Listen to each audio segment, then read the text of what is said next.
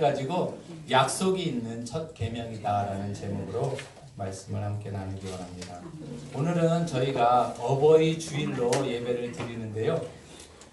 저는 우리나라에 어버이날이 있다라는 사실이 참 감사했습니다. 어버이날이 있다라는 게 그 있는 이유가 왜 그렇겠습니까? 그날만이라도 그날을 통해서 또 부모님의 은혜를 기억하고 또 부모님과 함께 생각하고 또 좋은 시간들 또 보답할 수 있는 그런 시간들을 보낼 수 있는 기회가 되어서 좋은 것 같습니다. 미국에는 이게 부모님, 그러니까 Parents Day라고 하기보다는 Mother's Day, 그다음에 Father's Day, 엄마 이렇게 따로 있습니다. 원래는 Mother's Day부터 시작했어요. 그래서 이 Mother's Day 때는 어떻게 하냐면 미국 사람들은 엄마에게 뭘 준비했습니까? 네, 꽃과 선물을 준비하는 거예요. 네, 꽃을 준비하고 꽃은 꼭 튤립이나 카네이션이 아니어도 됩니다. 그리고 어머니가 5월 둘째 주일, 딱 오늘이에요. 어머니가 이제 침대에서 그날은 늦잠을 주무시는 날이에요. 늦잠을 주무시고 계속 이렇게 눈치를 보면서 자는 척하고 계셔야 돼요. 그러면 자녀들이 뭘 합니까? 저렇게 아침 식사를 딱 준비를 해갖고 어머니 침대로 이렇게 트레이체 갖고 와서 그날은 어머니가 식사를 준비하는 게 아니라 한번 대접을 받아보고 또 늦잠도 한번 주무셔보고 좋으시죠? 우리 어머님들 그런 날이에요. 마더스 데이를 지키게 됩니다. 자, 이런 날들이 있다라는 것은 그만큼 우리에게 부모님의 소중함과 은혜에 대한 고마움을 표현할 수 있는 좋은 기회다라고 생각하고 또 필요하다라고 생각하고 있습니다. 올해 어버이날을 맞이하면서 각 곳에서 전국에서 지방자치제들과 각종 기관과 기업들이 행사를 했습니다. 어버이날 행사를 일제히 했는데요. 사진 하나 보겠습니다. 이게 어디냐면 이게 추풍령 주유소라고 합니다. 휴게소. 그러니까 서울 방향으로 올라오는 경부고속도로의 추풍령 휴게소에서 주유소에서 어버이날 주유하는 고객에게 모두 다 카네이션을 달아주는데 서로 쑥스러워하고 있어요. 민망해하고 있는 것 같아요. 잘 모르시는 분한테 이렇게 달아드리려니까 그렇게 하는 모습이 있고 또 두 번째 광양시에서는 블랙야크라는 그런 광양점 후원으로 그 효박스를 만들었다고 합니다. 저기 효박스라고 하는데 저기에는 뭐가 있냐면 밀가루도 있고 소면도 있고 카네이션도 있고 생필품들이 들어있어서 약 4만 원 상당의 생필품 효박스를 어르신들에게 전달했다. 또 세 번째로 가까운 광교에서는 수원시 광교 복지관에서 교촌치킨에서 저는 잘 모르겠어요. 생닭이 10호랍니다. 우리 아마 장인어른께서는 잘 아실 것 같은데 생닭이 10호 되는 생닭을 250마리를 제공해서 반개탕을 500명의 어르신들에게 제공을 했다라고 이게 뉴스에 나온 자 이런 뉴스를 내기 위한 그런 것 같기도 합니다. 또 한 가지는 저희가 살고 있는 이 경기도 광주시에서 종합복지관 대강당에서 어버이날 기념행사가 있었다고 합니다.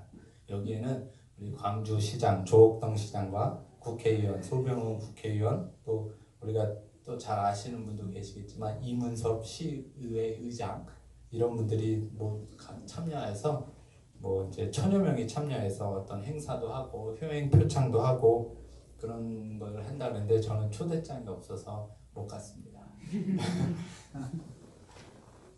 광주시뿐만 아니라 거의 모든 지자체에서 이런 어버이날 행사들이 일제히 있었던 것 같습니다. 조금 아쉬운 생각이 드는 것은 이런 행사들을 보면서 조금 아쉬운 게 뭐냐면 이게 그냥 좀 행사용이 아닌가 기업 홍보용이 아닌가라는 그런 생각을 좀 지울 수가 없는 그런 좀 안타까움이 있었습니다. 그래서 우리가 지속적으로 우리 어르신들과 부모님들과 이런 관계라든가 돌봄이라든가 이런 것들이 이런 날만 뿐만이 아니라 필요하지 않은가라는 생각이 들었습니다. 그러던 중에 아주 제가 좀 깜짝 놀랄 만한 뉴스를 접하게 됐는데요. 그게 뭐냐면 우리나라의 존속범죄가 뭔지 아십니까? 자녀가 부모에게 저지르는 범죄입니다. 그 존속 범죄가 5년 만에 2배 가까이 늘었다라는 그런 뉴스가 나왔다. 1912년도에는 약 915건이 있었는데 1917년 작년에는 1962건이라는 그런 범죄가 2배 이상 가까이 느는 그런 분들이 있었다라는 것입니다. 노인학대가 연간 4,200건이 넘었고 이 수치는 작년보다도 12%가 더 늘은 수치다라고 이야기하고 있습니다. 이런 범죄 가운데 가해자 중에 10명 중에 4명이 아들입니다. 그리고 10명 중에 3명이 친족입니다. 존속범죄 이런 것들을 보면서 뉴스를 또 사례들을 표시하는데 어떤 젊은 남성과 CCTV에 찍힌 장면이에요. 할머니가 가다가 젊은 남성이 할머니의 머리를 쳐서 할머니를 주저앉혀 놓고 결국에는요 그 할머니가 온몸에 멍이 든 채 외딴 시골에 버려져서 며칠 뒤 숨진 채 발견되는. 근데 그 젊은 남성이 아들이었다라. 눈을 감을 때까지 그 할머니가 왜 얘기를 안 하셨겠어요? 아들이라는 것을 얘기를 안 하는 거예요. 그러면서 그냥 돌아가신 거예요.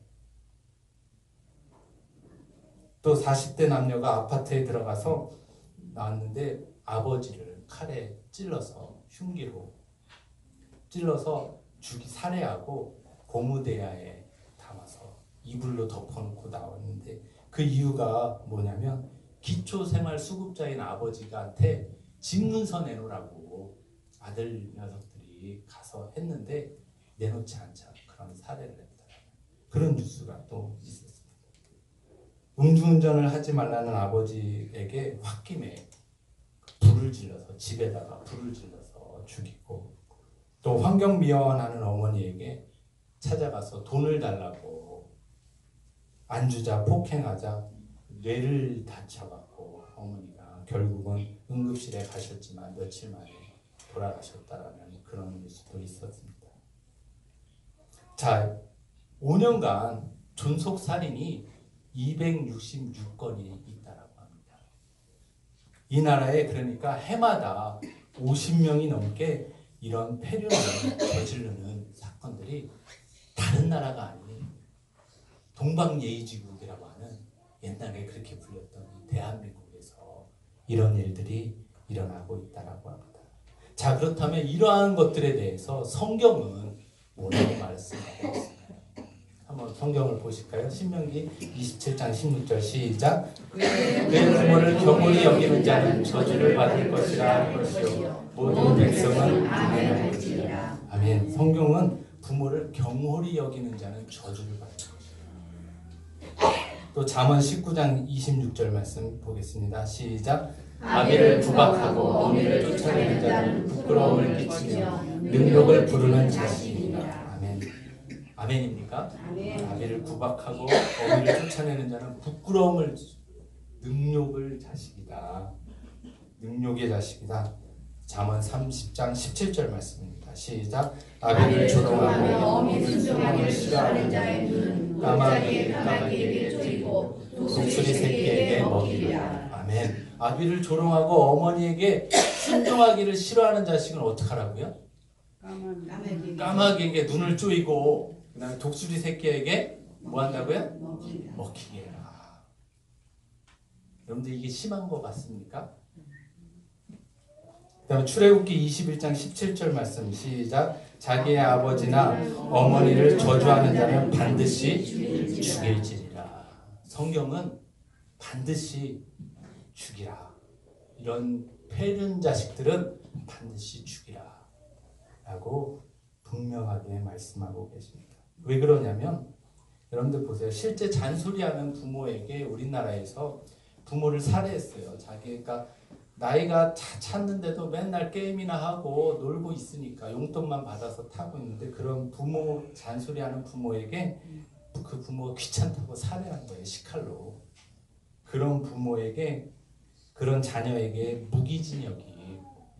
무기징역이 우리나라에서 선고가 되었는데 저는 사형이 선고가 되어야 된다라고 생각합니다. 성경에서 뭐라 그랬어요? 반드시 죽일지라. 여러분들 이게 심한 게 아니에요.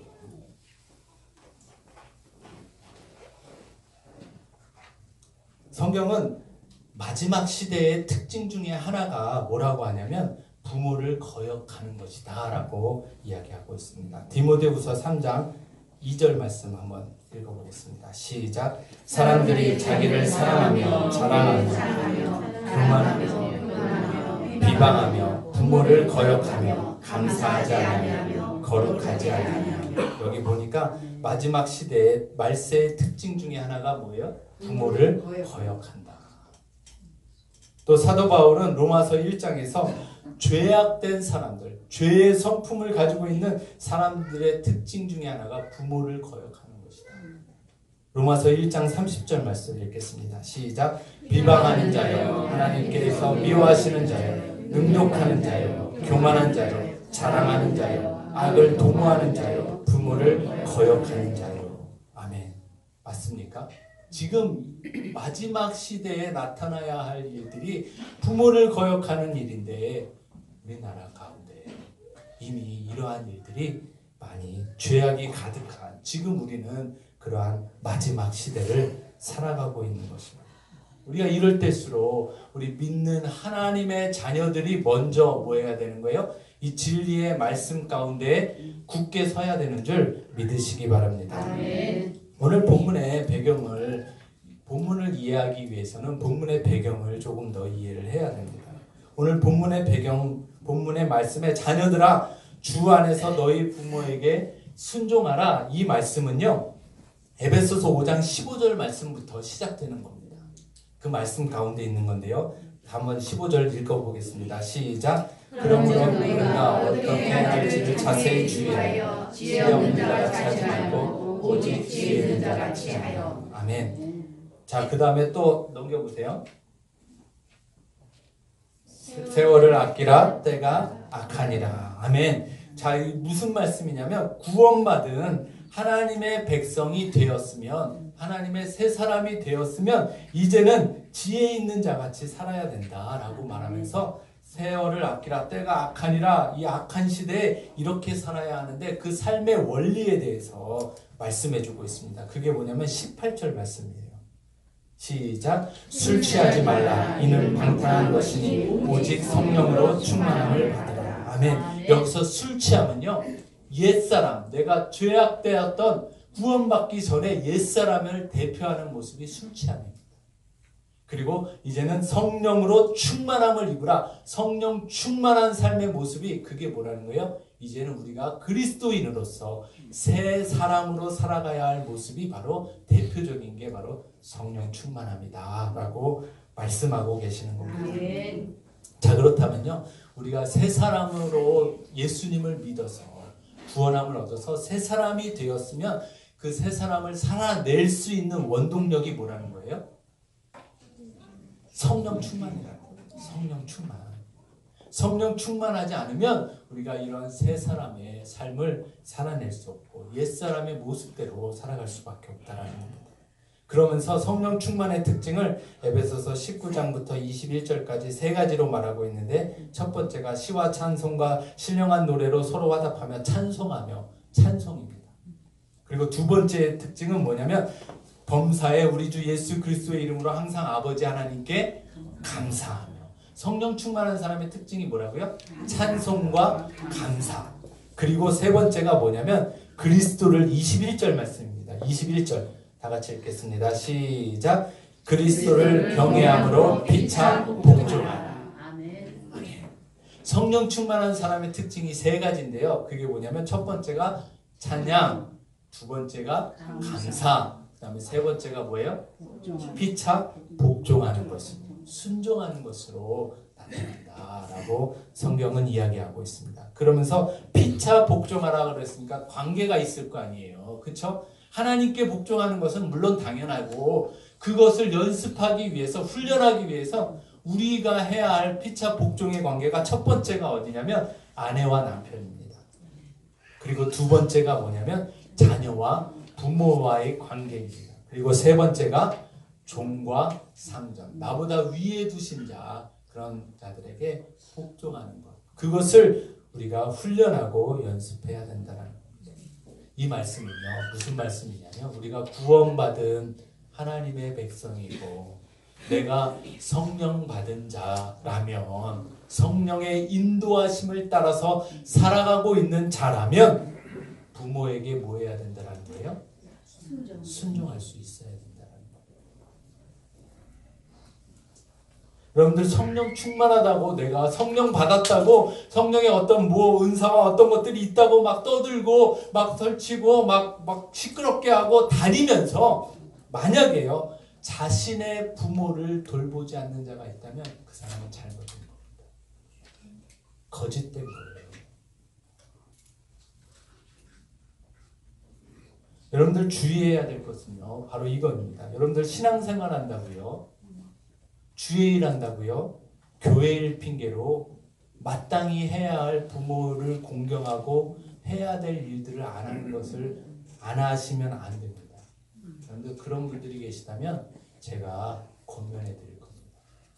돌아가셔서 부모님을 섬기십시오. 저는 그것을 원치 않습니다. 여러분들 성령 충만 받았다면 우리가 뭐예요? 우리에게 두신 자리에서, 우리에게 두신 곳에서 뭐 해야 되는 거예요?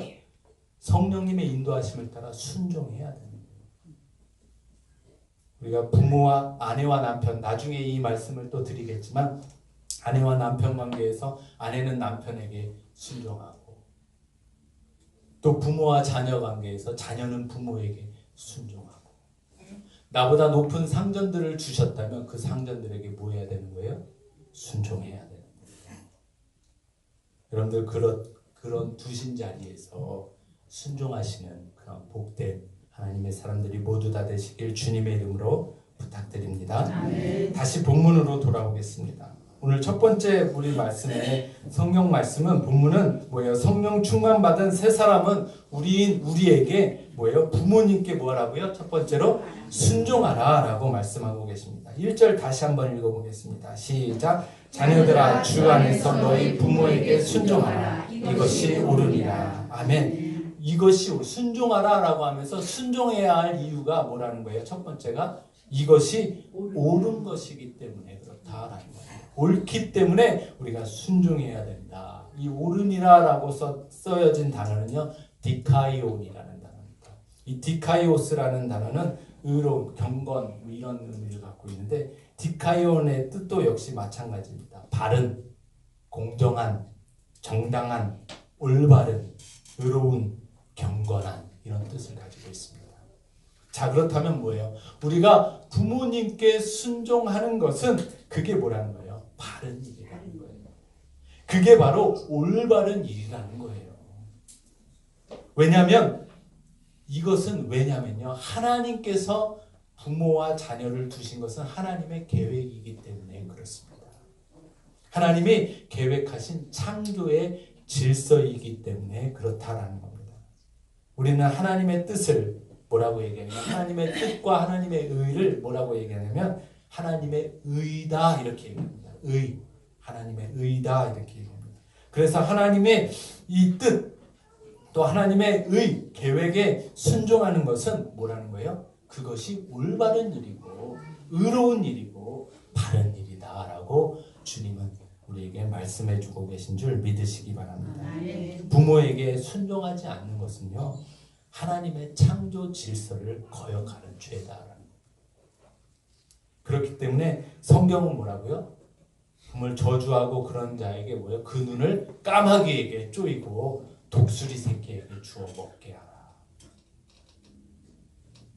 돌로 쳐서 죽이라.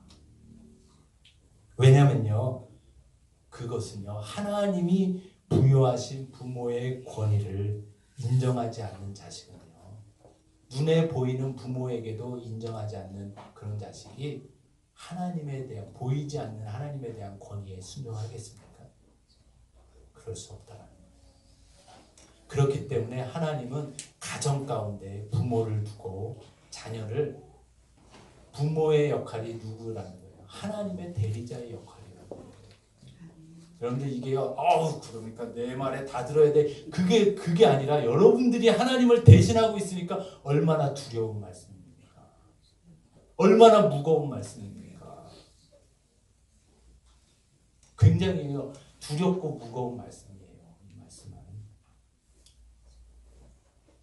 자, 어려서부터요, 우리는 부모님께 그래서 가정에서부터 뭐 해야 돼요? 부모에게 순종하는 것을 자녀에게 가르쳐야 돼요.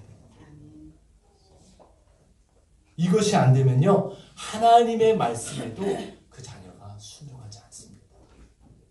제 말씀이 아니라 예레미야 22장 21절 말씀 다 같이 읽어보겠습니다. 시작. 내가 평안할 때 내가 내게 말하였으나 내 말이 나는 듣지 아니하리라 하였나니 내가 어려서부터 내 목소리를 청종하지 아니하니 내 습관이라. 어려서부터 뭐 했다고요? 그 말씀을 듣지 않는 것을 습관처럼 됐다는 거예요. 이게 습관이 되기 전에 우리 부모들은요, 어렸을 때 그것이 습관이 생기지 않도록 잡아줘야 되는 거예요. 자, 그 다음에 두 번째로는요, 우리가 부모님께 순종해야 될 이유를 2절에서 이렇게 말씀하고 있습니다. 우리 2절 말씀 다 같이 읽어보겠습니다. 시작. 내 아버지와 어머니를 공경하라. 이것은 약속에 있는 첫 계명이니. 아멘. 이 뭐라고요? 그 이유가 뭐라고요? 약속에 있는 첫 계명이기 때문에 우리는 부모님을 공경하라라고 말씀합니다. 하나님께서 이스라엘 택하신 백성에게 주신 계명이 있습니다. 그것을 우리는 뭐라고 해요? 10계명. 10계명이라고 하는데 1계명부터 4계명까지는 하나님에 관한 관계에 관한 계명입니다. 그리고 5계명부터 10계명까지 사람과 사람 사이에 지켜야 할 그런 계명을 주셨는데 그 5계명, 첫 번째 있는 5계명이 뭡니까? 내 부모를 공경하라. 내 부모를 공경하라. 그 말씀이 바로 첫 번째 있는. 그리고 거기에는 약속이 딸려 있어요.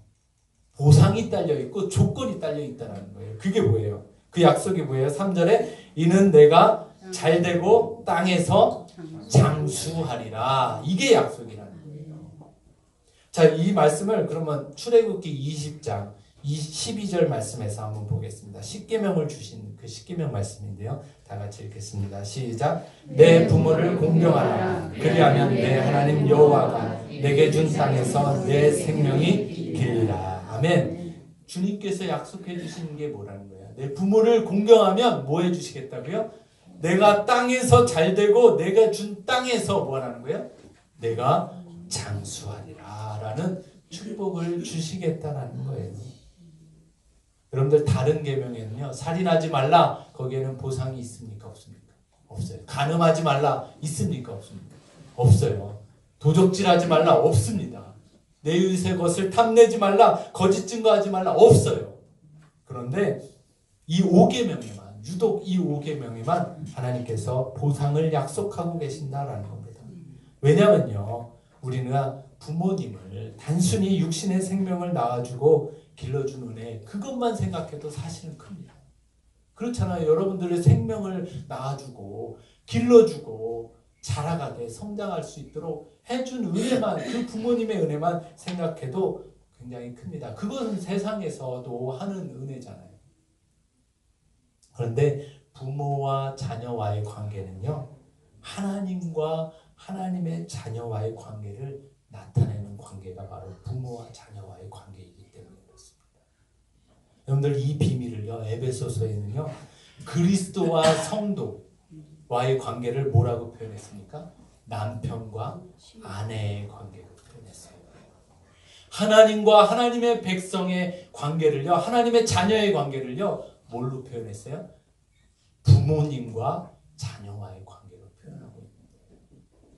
이 비밀이 있기 때문에 우리는 하나님을 경외하는, 또 부모님, 하나님을 경외하기 때문에 우리 부모를 공경하고 순종해야 하는 그런 의무가 있다는 것을 기억해야 합니다. 하나님을 경외하는 자에게 약속하신 보상을 한번 찾아볼까요? 잠언 10장 27절 말씀입니다. 시작. 여호와를 경외하면 장수하리라. 그러나 악인의 수명은 짧아지리라. 아멘. 여호와를 경외하면 뭐 한다고요? 장수하리라. 부모를 공경하면 뭐 한다고요? 장수하리라. 똑같잖아요. 그렇죠? 그 외에도 우리 하나님을 경외하는 때 경외하는 자에게 부도 주시고 복도 약속하시고 잘됨과 형통함도 하나님께서 허락하고 계셔요. 약속하고 계십니다. 여러분들 생각해 보십시오. 우리가 하나님을 경외하고 또 부모를 공경하고 순종하는 것은 어떤 일입니까? 마땅히 해야 할 일이에요. 당연한 일입니다. 그럼에도 불구하고 하나님께서 우리에게 부모를 공경하는 자에게, 부모를 순종하는 자에게 보상을 약속하셨다라는 것은 하나님이 우리에게 얼마나 많은 상급을 주시길 원하시는 분이냐라는 것을 우리가 깨달을 수 있어요. 당연히 해야 될 일을 하는데도 자녀에게 주고 싶으니까 보상을 약속하시는 거예요. 이 얼마나 하나님의 은혜가 놀라웁니까? 우리가 하나님을 어떤 분들은 너무나도 뭐 계명도 많고 하지 말라는 것도 많고 가혹한 분이나 어떤 무리한 것을 요구하는 그런 폭군과 같은 옛날 군주와 같은 그런 김일성과 같은 그런 사람으로 하나님을 오해하는 사람들도 있습니다. 그러나 하나님은 그런 분이 아니시다. 하나님을 경외함으로 우리 부모님을 순종하고 공경하시는 그런 복된 뉴송의 모든 성도님들 되시길 주님의 이름으로 부탁드립니다. 마지막으로 우리가 두 번째 살펴볼 것은 순종의 자세입니다. 오늘 본문 말씀은 부모를 순종하는 것을 어디 안에서 하라고 말씀하고 계십니까? 주 안에서. 엔퀴리오. 주 안에서라고 말씀하고 있습니다. 이것을 에베소서에는요, 아까도 말씀드렸지만 남편과 아내에서 아내가 남편에게 복종해야 될 이유를 어떻게 표현하고 있냐면 주께 하듯 그리스도께 하듯 복종하라 이렇게 말씀하고 있어요. 자, 그렇다면 우리가 이 말씀은 뭐예요? 순종하라는 이 말씀 가운데 우리가 주님께 하듯이 부모에게도 뭐라는 거예요? 순종하라 라고 말씀하고 계시는 겁니다. 자, 그런데 우리가 신앙인이면 다 괜찮습니다. 우리가 다 신앙인이면 괜찮고 부모님도 신앙인이면 괜찮은데 부모님이 믿지 아니하시는 그런 분일 때 갈등이 생긴다라는 거예요. 어떻게 해요? 교회 가지 마라. 제사 드려라. 뭐 이런 신앙과 정반대가 되는 그런 명령을 부모님이 할 때는 어떻게 해야 돼요? 원래는 이렇습니다. 우리 법에도 보면 상위법이 있고 하위법이 있어요. 하위법은 상위법보다 우선될 수가 없는 거예요. 무슨 말씀인지 이해가 되시죠? 간단한 생활법률은 그것보다 우리가 가장 위에 상위법은 뭐예요? 헌법이라는 거예요. 그 상위법을 어길 수는 없다라는 거예요. 이 법을 지키기 위해서 이 법을 어겼다? 그러면 그것은 처벌 대상이 되는 거예요.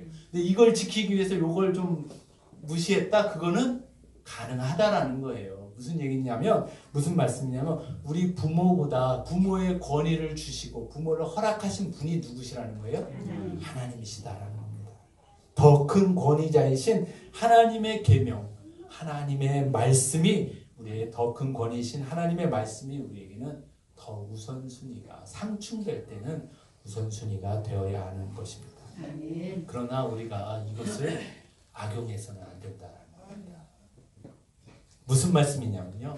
예수님 시대에 고르반이라는 그런 제도가 있었습니다. 고르반이라는 것은 뭐냐면 우리가 자녀들은 부모를 마땅히 공개를 해야 되는데 그게 아까운 거예요. 그래서 이것을 공개를 해야 되는데 이게 있음에도 불구하고 부모가 그것을 달라고 요구하면 이거 하나님께 드리려고 서원한 거예요. 바쳐진 거예요. 그래서 죄송하지만 부모님께 드릴 수 없어요. 이렇게 얘기했다라는 거예요. 그게 고르반이라고 하면 그 내용을 한번 우리 마가복음 7장 8절부터 11절까지 우리 천천히 한번 읽으시면서 한번 이 내용을 한번 확인해 보겠습니다. 시작. 너희가 하나님의 계명을 버리고 사람의 전통을 지키느니라. 또 이르시되 너희가 너희 전통을 지키려고 하나님의 계명을 잘 버리는도다. 자, 여기 보세요. 너희 전통을 지키려고 하나님의 계명을 잘 버린다라는 것을 주님이 잘하셨다라는 거예요? 아니라는 거예요? 아니라는 거죠. 계속해서 읽어보겠습니다. 시작. 모세는 내 부모를 공경하라 하고 또 아버지와 어머니를 모욕하는 자는 죽임을 당하라 하였거늘 너희는 또 있습니다. 시작. 너희는 이르되 사람이 아버지에게나 어머니에게 말하기를 내가 드려 유익하게 할 것이 고르반 곧 하나님께 드림이 되었다 하기만 하면 그만이라 하고. 아멘. 여기서 보니까 그 예수님 당시에도 이것을 악용하는 사람들이 있었다라는 거예요. 부모에게 드리기 싫으니까 뭐 이거 하나님께 드릴 겁니다 라고 하면서 부모에게 드리지 않았다라는 거예요. 여러분들 그것을 주님이 뭐 하시는 거예요? 지금 칭찬하고 계신 거예요? 책망하고 계시는 거예요. 하나님께 내가 이것을 합니다, 하나님께 더 열심히 합니다 라고 하면서 부모를 소홀히 한 자를 뭐 하라는 거예요? 주님이 책망하고 계신다라는 거예요. 전통을 지키려고요, 우리 부모를 공경하라는 것은 하나님께서 주신 10계명이잖아요. 그건 전통이잖아요. 이건 전통을 지키려고 하나님이 주신 계명을 어겨서는 안 된다라는 겁니다. 자, 여러분, 그렇다면 우리 그리스도인들은 어떻게 해야 합니까? 우리 그리스도인들은요, 더 부지런해야 돼요. 더 부지런해야 돼요. 그리고 더 뭐 해야 돼요? 더 인정받아야 되는 거예요. 하나님이 주신 가정, 부모님께 해야 할 도리와 책임을 우리는 더 열심히 감당해야 되는 거예요. 아멘. 교회 일 한다고 부모님께 해야 할 도리와 그것을 교회 일 바쁘다고 여러분들 핑계대고 안 해서는 안 된다라는 얘기예요. 아멘. 시간이 없으면요, 여러분들 주일날이라도 가시기 바랍니다. 부모님께 찾아가세요. 괜찮습니다. 가셔서 뭐 하셔야 돼요? 같이 부모님 모시고 예배, 가까운 예배당 가셔서 예배 드리시면 되잖아요. 그리고 마땅히 우리가 해야 할, 뭘 해야 되는 거예요? 마땅히 해야 할 이 도리를 다 하시길 주님의 이름으로 부탁드립니다. 아멘. 네, 기도하시겠습니다.